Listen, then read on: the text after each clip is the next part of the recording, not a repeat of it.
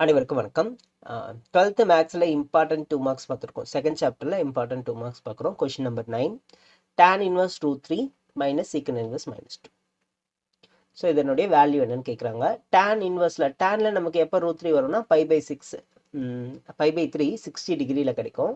So அப்போ இதுக்கு பதிலாக π/3 அப்படின்னு எழுதிக்கிறேன். Minus secant inverse of -x. இந்த இடத்துல ஒரு சின்ன ஃபார்முலா யூஸ் பண்ணிக்கிறேன். Secant inverse of -x is equal to π minus secant inverse x.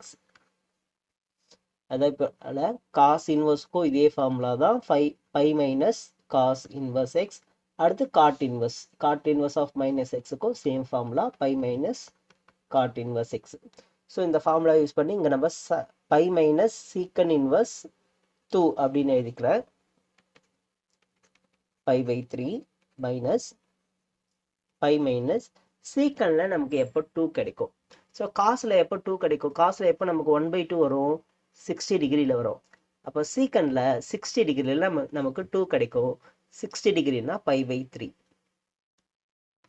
இப்போ இந்த மைனஸ் உள்ள மல்டிப்ளை பண்ணோம் அப்படின்னா π/3 plus minus pi plus π/3.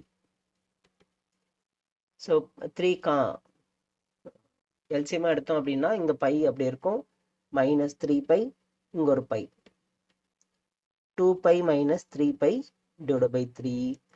So final answer minus π/3. So இதனுடைய value minus π/3. Okay, thank you.